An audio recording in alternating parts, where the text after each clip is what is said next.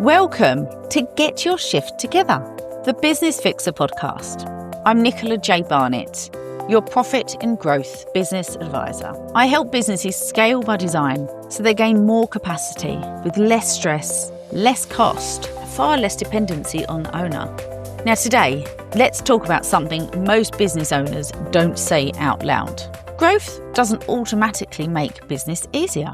In fact, very often, it makes it heavier. More clients, more revenue, bigger team, but maybe more expectation as well. And at first, that really does feel like success. You've proven that it works.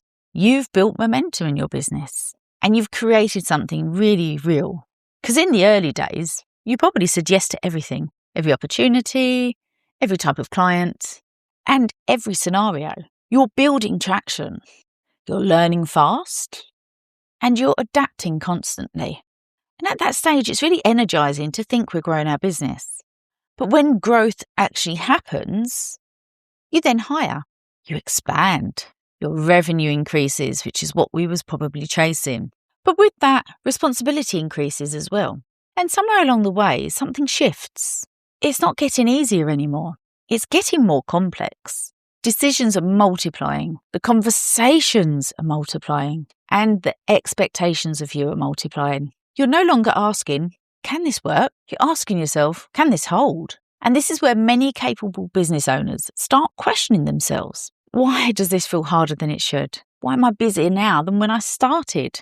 And why does more revenue not equal more freedom? And quietly underneath all of that question, is it actually worth it? Not because the business is failing, but because it's heavier than you expected. Growth doesn't always feel like it should do.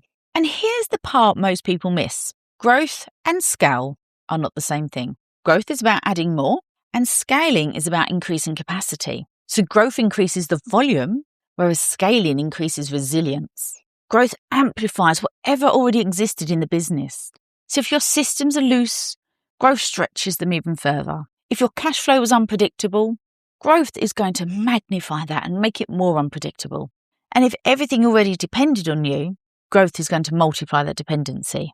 And that's why doubling your revenue can sometimes actually double the stress. And that's not a personal failure. It's just a design issue. Most businesses are built organically. They evolve through your momentum rather than your intention. And that works brilliantly in the early stages. But what works when a business is small doesn't always work when it becomes more complex. There's a natural transition point, and it's not about hitting a certain revenue number. It's not about hiring your first team member.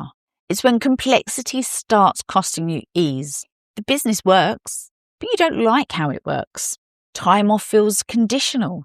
Decisions feel heavier. Everything still seems to root back to you.